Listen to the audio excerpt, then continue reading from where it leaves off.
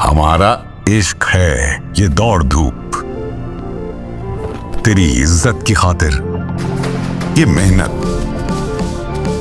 یہ مٹی، یہ چوٹیں، سب اس ہرے پرچم کی عظمت پر قربان۔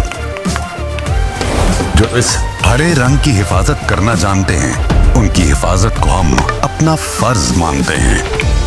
وائٹل نیچرز ٹچ گرین، گرد و غبار، پسینے اور تھکن کو دھو ڈالے۔ وائٹل نیچرز ٹچ گرین، اور جوش پاک سرزمین۔ بسم اللہ الرحمن الرحیم، الحمدللہ رب العالمین، والصلاۃ والسلام علی خاتم النبیین۔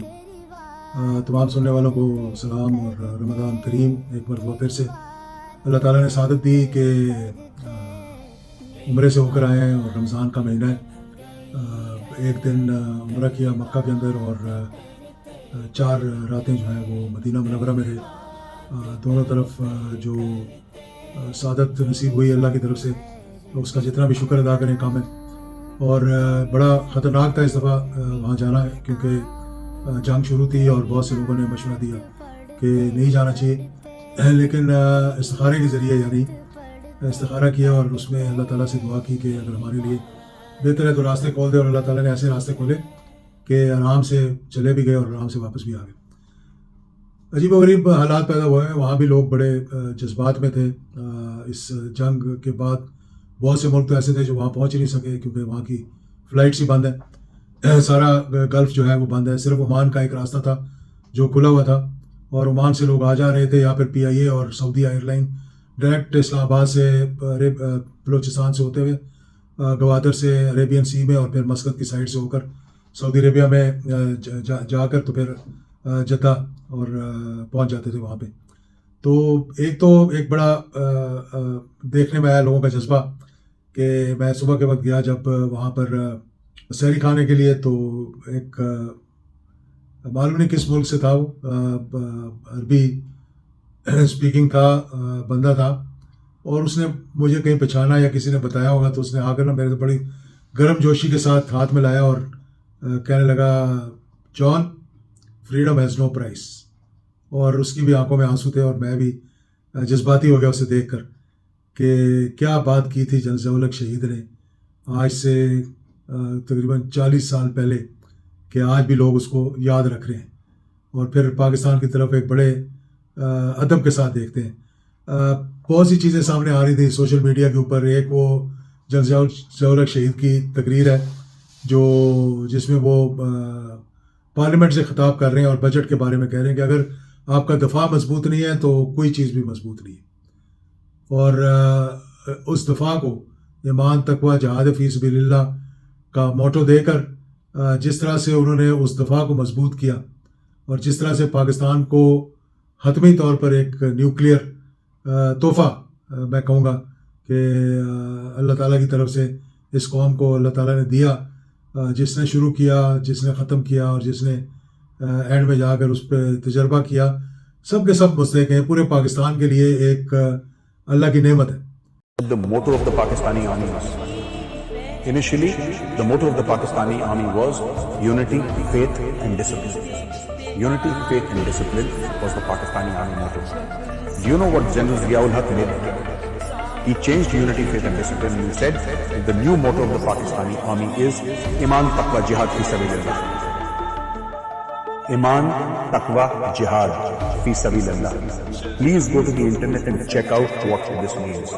Jihad is the avowed aim of the Pakistani army. The Pakistani army exists to wage jihad against infidels and unbelievers. Doctor Qadeer نے کہا تھا نا کہ اسرائیل جو ہے وہ عراق کو تباہ کر دیا تو پاکستان کی باری آئے گی۔ ہاں، پاکستان پہ ان کی نظریں ضرور ہیں، لیکن ڈاکٹر قدیر نے صحیح کہا تھا کہ عراق ان کو جواب نہیں دے سکتا تھا، پاکستان جواب دے سکتا ہے۔ اور انہوں نے جو ایک محاورہ کے طور پہ کہا تھا کہ جنرل ضیاء الحق شہید نے کہا تھا، اگر اسرائیل نے ہماری طرف میلی آنکھ کر کے دیکھا تو میں گدھے پر ایٹم بم رکھ کے نا وہاں بھیج دوں گا، تل اویو کو اڑا دیں گے اور ہم اسرائیل کو ختم کر دیں گے۔ اور یہ حقیقت بھی تھی۔ اگر پاکستان کا دفاع صحیح نہیں ہے تو پاکستان کی ترقی کا کوئی فائدہ نہیں۔ لیکن آپ کو یہ جان کر یہ آپ ضرور اس چیز کے اندر آپ ضرور محسوس کریں گے کہ بھائی یہ زبان سے تو یہ کہتا ہے کہ پاکستانی دفاع کے بغیر کوئی چیز نہیں ہے، اور سب سے کم رقم جو رکھی گئی ہے وہ دفاع کے لیے. ہم نے ایک ملٹری حکومت ہوتے ہوئے ہم نے دفاع کے لیے صرف وہی رقم مختص کی ہے جو کہ از حد ضروری، کیونکہ اس کے بغیر ہمارے پاکستان کے، جیسا کہ میں نے ابھی آپ کے خارجہ پالیسی کے دوران کہا کہ پاکستان ایک امن پسند ملک ہے. ہم تو تمام اپنے پڑوسیوں سے امن اور دوستی چاہتے، لیکن آپ کو معلوم ہے کہ امن اور دوستی اسی حالت میں ہو سکتی ہے جبکہ کیونکہ انسان کے اندر ایک ایسی درندگی کا عمل ہر وقت موجود رہتا ہے جو کہ ابھرنے کے لیے تیار ہے. آپ دیکھیں آپ کے پڑوسوں میں کیا ہو رہا ہے. لہذا دفاع کے لیے جتنی بھی رقم آپ خرچ کریں گے کم ہے، اور ہم نے کم سے کم رقم کے اندر اپنے دفاع کو نہایت مضبوط اور نہایت مستحکم بنانے کی کوشش کی ہے. کیونکہ میرے اپنے ذاتی نقطہ نگاہ سے آپ کے ترقیاتی پروگرام ہیچ ہیں، آپ کی تعلیم ہیچ ہے، آپ جتنی مرضی ترقی کر لیجئے، اگر آپ کا دفاع مضبوط کمزور ہے اور لوگوں کی نظریں آپ کے اوپر پڑنے کی گنجائش ہے تو پھر آپ یقین کر لیجئے کہ آپ کی نہ بجٹ صحیح ہے، نہ آپ کا دفاع صحیح ہے، نہ آپ کی پاکستان کی سالمیت کی کوئی ضمانت دی جا سکتی. پاکستان کی سالمیت کی ضمانت اللہ تعالیٰ کا فضل و کرم، پاکستانی عوام کا تعاون ہے، اور پھر جہاں تک پیشہ ورانہ صلاحیت کا تعلق ہے یہ افواج پاکستان کی ذمہ داری ہے، اور ان کی ذمہ داری اس وقت تک پوری نہیں ہو سکتی جب تک کہ پوری قوم کا تعاون ان کو شامل نہ ہو. قومیں اور ملک کا دفاع جو ہے فوجیں نہیں کیا کرتی ہیں، قومیں کیا کرتی ہیں، اور اس قوم کے دفاع کے لیے جہاں تک ملک کا تعلق تمام کی تمام قوم کا تعاون انہیں حاصل ہونا چاہیے. اور پھر اس کے بعد ان کی پیشہ ورانہ صلاحیت کو اجاگر کرنے کے لیے یہ پاکستان کا فرض منصبی ہے کہ انہیں جدید سے جدید اسلحہ مہیا کیا جا سکے اور ان کی وہ تمام ضروریاتوں کے پاکستان پوری کر سکے. ہم نے اسی پالیسی کے مد نظر ہماری یہ کوشش ہے، حکومت کی یہ کوشش رہی ہے کہ پاکستان کے وسائل کے اندر رہتے ہوئے اور جو مدد ہمیں اپنے دوست احباب سے ملی ہے جن کے کہ ہم نہایت مشکور ہیں، خاص طور پر اس سلسلے کے اندر میں سعودی عرب کی قیادت کا، سعودی عرب کے عوام کا نہایت مشکور ہوں کہ انہوں نے ہمیشہ آڑے وقت میں پاکستان کی مدد کی ہے، اور پاکستان کی اسلحہ کی خریداری کے لیے بھی ہم ان کے نہایت ممنون احسان مند ہیں کہ انہوں نے ہمیں تعاون کیا. اور جس سلسلے کے اندر پاکستان آج اس قابل ہے کہ پاکستان کی دفاعی قوت کے متعلق لوگوں کو کوئی شک و شبہ نہیں ہے کہ ملک تو 8.5 کروڑ کا ہے لیکن ٹکر لے رہا ہے یہ اپنے سے 10 گنا لوگوں سے، لیکن ہم ٹکر لینے کے لیے نہیں کر رہے. ہم صرف کسی کو اس قسم کے کوئی لغزش آنے کی گنجائش نہیں چھوڑ رہے ہیں کہ وہ کہیں ان کے منہ میں رال ٹپک پڑے کہ بھئی یہ سونے کی چڑیا بیٹھی ہے، اسے ضبط کر لیجئے. ایسی کوئی بات نہیں ہے. انشاءاللہ پاکستان کا دفاع ہوگا، پاکستان کی دفاع افواج پاکستان کریں گی، اور اس کے اندر اور اس میں تمام پوری قوم کا تعاون اس کو حاصل ہونا چاہیے. ماضی میں اسرائیل نے عراق کا پروگرام تباہ کیا، وہ کیا ہوا کیونکہ عراق جواب نہیں دے سکتا تھا.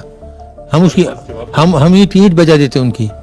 آپ کو پتا ہے ضیاء نے کیا کہا تھا؟ ضیاء نے کہا تھا کہ اگر اسرائیل نے بدماشی کی تو میں گدھے پر رکھ کے ایٹم بم بھیج دوں گا، تل اویو اور حیفا اڑا دوں گا.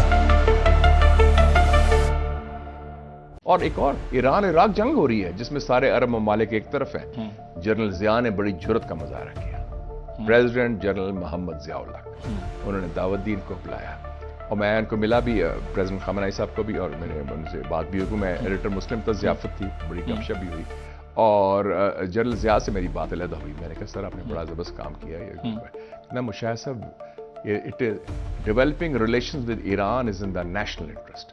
اور انہوں نے مجھے بتایا ہے کہ مجھے کہا گیا تھا by the Americans, vice president Bush آیا تھا، یہ بش 43 کا باپ 41 جو ہے ایچ ڈبلیو بش، سی آئی کا ڈائریکٹر، ہاں سی آئی کا ڈائریکٹر 84 میں آیا تھا. اس نے کہا تھا کہ سیکنڈ فرنٹ کھول دیں آپ ایران کے خلاف بھی، اچھا تھرو بلوچستان ڈی اسٹیبلائز کرتے ہیں. کہتے ہیں میں نے کہا آئی ریجیکٹڈ اٹ. میں نے کہا کہ یہ ایران کے خلاف ہم نہیں کچھ کر سکتے، it is not in our national interest.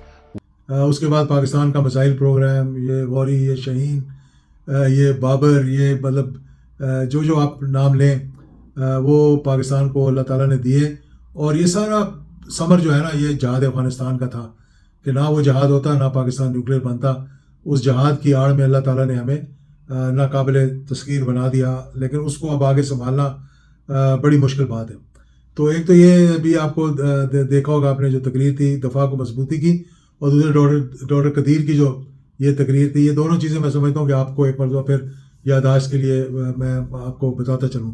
اب دیکھیں حالات کس قسم کے پیدا ہوئے, یہ کوئی ایک دن کا فیصلہ نہیں تھا, غلط تھا یا صحیح تھا. ایک اسرائیل کا یہ خواب ہے پرومس لینڈ جس کو کہتے ہیں, کہ یہ پرومس لینڈ جو ہے نا یہ نائل سے لے کے یوفریٹس تک جتنا علاقہ ہے, دریائے فریات تک, نیل سے لے کے دریائے فریات تک, یہ اسرائیل کا وہ ببلیکل.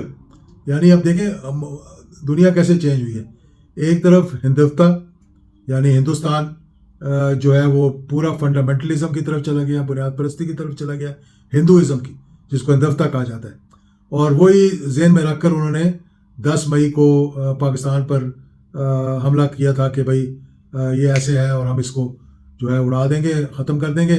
اور اسی طرح جو ببلیکل سٹوریز ہیں, مطلب جو بائبل کے اندر کہا گیا, تورات کے اندر کہا گیا, انجیل کے اندر کہا گیا کہ جی وہ پرومس لینڈ ہے اور یہ یہودیوں کو ملے گا. اور ہماری بھی بہت سی ایسی گفتگویں آپ نے سنی ہوں گی. ڈاکٹر اسرار نے بھی کہا کہ گریٹر اسرائیل تو بنے گا, گریٹر اسرائیل تو بنے گا. تو اس کی تیاری آج سے نہیں شروع ہوئی, اس کی تیاری بہت پہلے سے شروع ہوئی ہے. یہ سب ایک بہانہ تھا. پہلے جون 2025 میں جو جنگ چھیڑی اور جس میں تھوڑی سی عقل آ گئی ٹرمپ کو کہ اس نے بمباری کر کے اور مار دھاڑ کر کے اور تھوڑی سی مار اسرائیل کو جو پڑی, تو اس کے بعد انہوں نے ایک صلح صفائی کر لی, لیکن وہ زیادہ چلنی نہیں تھی. اس کے بعد ایپسٹین فائلز آ گئی, اور ایپسٹین فائلز میں یہ ٹرمپ اور دیگر لوگوں کے نام آئے ہوئے ہیں جن کے اگر آپ دیکھیں گے تو میں رمضان کا مہینہ اس کا ذکر بھی نہیں کرنا چاہتا کہ یہ کتنے گرے ہوئے لوگ ہیں کہ اللہ تعالیٰ نے ان چھوٹے چھوٹے لوگوں کو اتنے بڑے بڑے عہدوں پہ بٹھا دیا کہ ان سے ہضم نہیں ہو رہی ہے ساری چیزیں. اور اس ایپسٹین فائل کو لے کر جو ایک یہودی یا ان کا دوست ہے اس نے اس کو نکالا اور اس پہ ٹرمپ کو بلیک میل کیا. اور نتن یاہو نے فلوریڈا جا کے اس کے دفتر میں گھر پہ میٹنگ کی اور اس میں یہ کہا جی وہاں تو ساری تیاری ہو چکی ہے, بس تمام حجت کرنا ہے اور وہاں پر ہم ماریں گے اور تھوڑا سا وہاں ماریں گے, اور اس کے بعد لوگ جو ہے وہ تیار بیٹھے ہوئے اور وہ کھڑے ہوں گے اور جو ہے وہ ایک دم ہی رجیم چینج ہو جائے گا اور بس ہمارا کام ختم ہو جائے گا. کیوں کہ ان کے راستے میں جو رکاوٹ ہے اس وقت گریٹر اسرائیل کے, وہ ایک ہی ملک ہے. اور اس وقت مطلب ان کے لیے وہ ایران ہے. ایران کے پیچھے پاکستان ہے. یہ ہماری باری بعد میں آئے گی, ہمارا مطلب بارے میں وہ بعد میں سوچیں گے.